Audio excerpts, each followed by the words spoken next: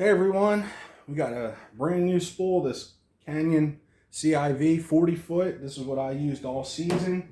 Um, Here's the one I used all season, and it held up great.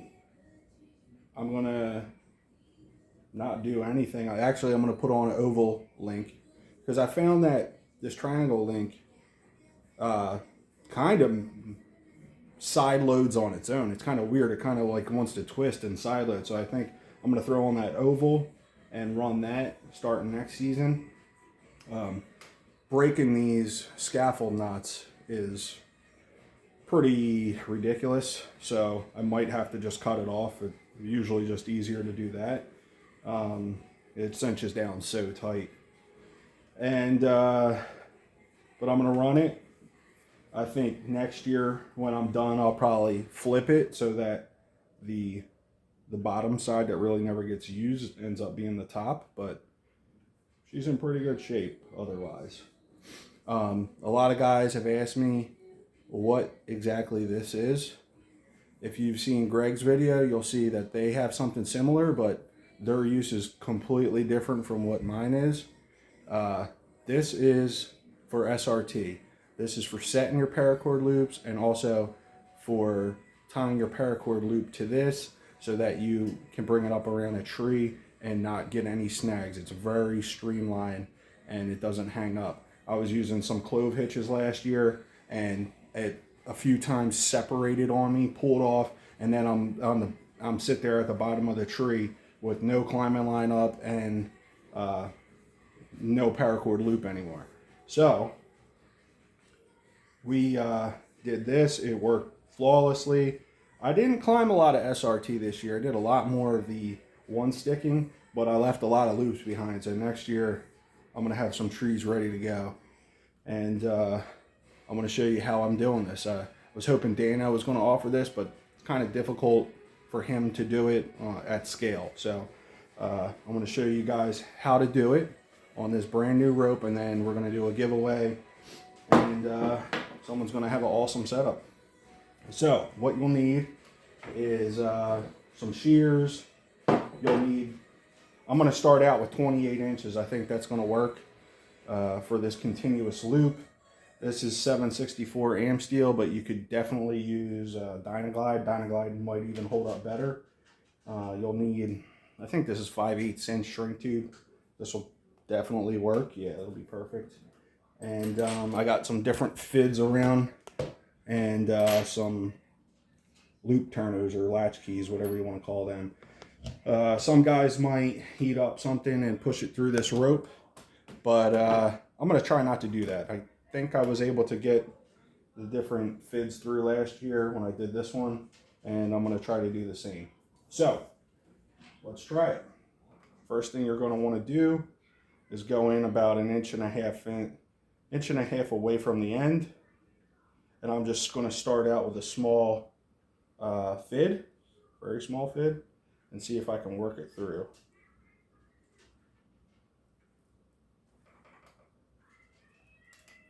All right, we got it through. And I'm just going to bump it up. I'm going to move it out of the way, go with a bigger one, just put it right in the end and kind of feed this bigger one through.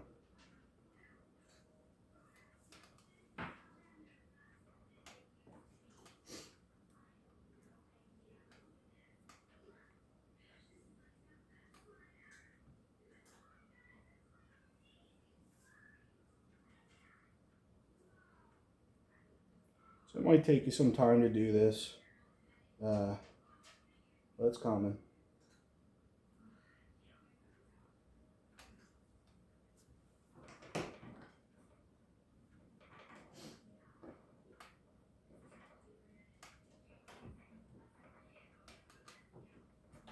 All right, now I was able to get it through. You know, you want to try to cut it in half as best as you can. Sorry, you're looking at me and not the table here. Try to work over that. You don't need to see my ugly mug. But yeah, she's through. I'm going to take my 764 try to get a real clean cut. Sometimes you cut this stuff on an angle, you can make it like a little sharp point. Yeah, just like that. And you can feed it in that hole a lot better. And I'm just going to push it through with another fid. And we got it. Okay, I just pushed it through. I just wedged it behind that and pushed it through. Okay, so now our line is in, and I'm going to do this is 28 inches, and I'm going to do a locked Brummel continuous loop. I'm going to cut the video here. You don't need to see me do this. It'll take a little bit of time. I'll put a link on a good video on how to do a continuous loop. All right, guys, I'm back. Got my continuous loop spliced on. 26 inches is kind of what I'm liking here with a 5-inch bury. So I'm gonna try and see if I can't pull the bury into the line. It might be a little too tight to do that.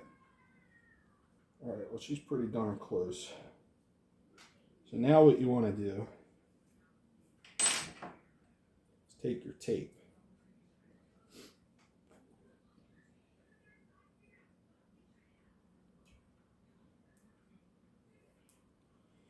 And you want to make a taper. Okay, so I'm going to start up a little bit higher, and then we're going to wrap this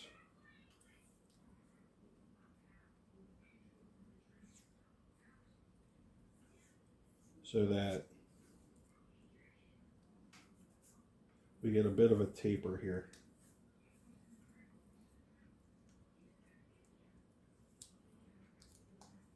That way, if you putting this through like a loose bark tree or a crotch that's kind of tight, it will have the smoothest transition, so don't get jammed up in there.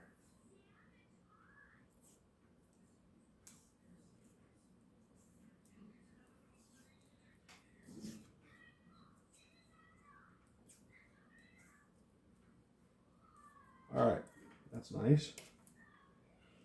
And then your last step is going to be, and that's what it looks like right now, we're trying to just make a pretty good taper there, you know. The last step is going to be taking, I think this is 5/8, ½ inch will probably work too. And I'm going to trim this, let's see how long this one is. It's like 3½ inches, so we'll do that again.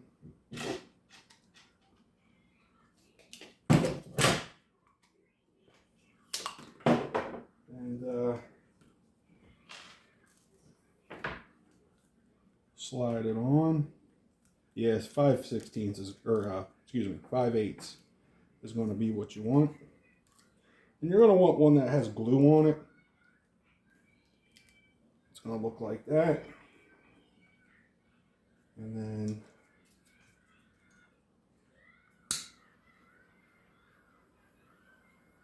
take your lighter or your heat torch, your heat gun.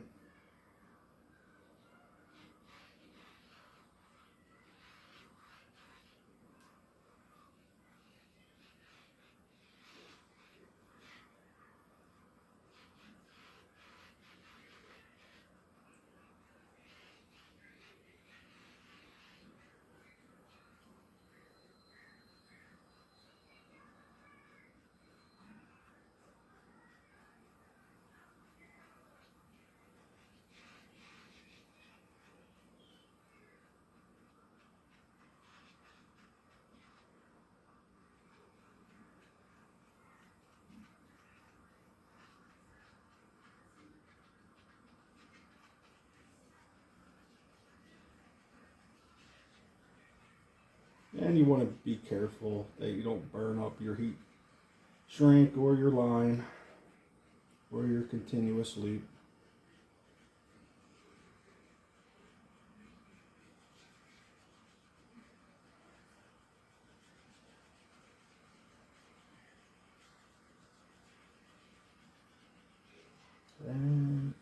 much going to be about it, guys.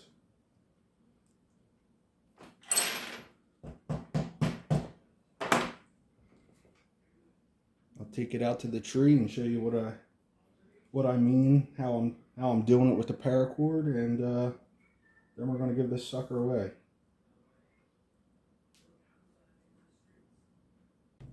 All right, guys, right here is an example of what I would leave behind in the woods with my paracord loop. If I climbed SRT, or I used the Doka pole, or threw you know, a bag up over there, one sticked, whatever. If I ever planned on, you know, potentially hunting that tree again, I would leave behind a paracord loop and then SRT in the future. So that's the whole point of this Amsteel pullback loop. Alright, so if you see these in the woods, don't cut them because they're mine or somebody else doing the same.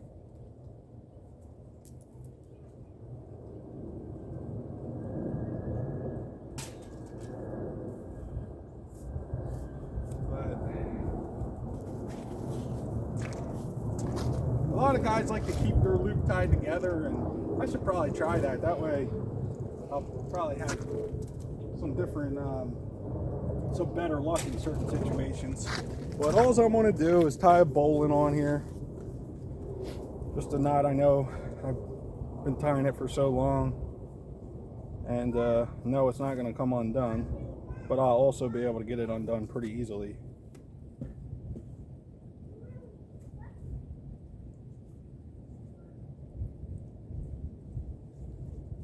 Alright, so it has a pretty low profile, and that's going to keep a branch like this on a sycamore never have an issue.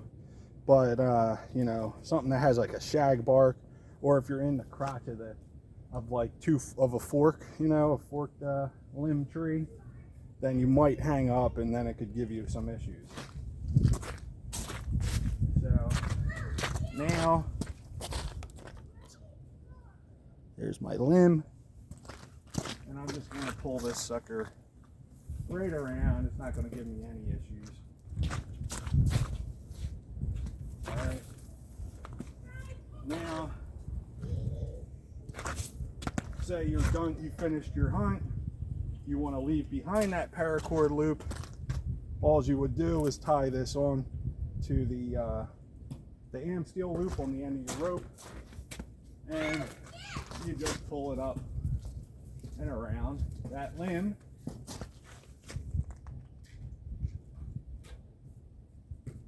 and that's it. It's that simple. Now you can use this when you're climbing up to hook to your bow, for, you know, just loop it through a limb and then onto your stabilizer. That's a good idea as well. But you know, it's just what I found to make life simpler for climbing, because a couple years ago when I was just tying onto the end of the rope, I had a few issues. Now if I have an issue, I have the one stick with me, and I'll just climb with that, because my one stick is also serving as my platform for SRT. So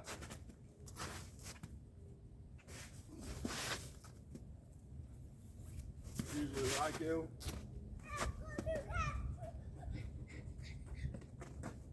whoa, whoa, whoa.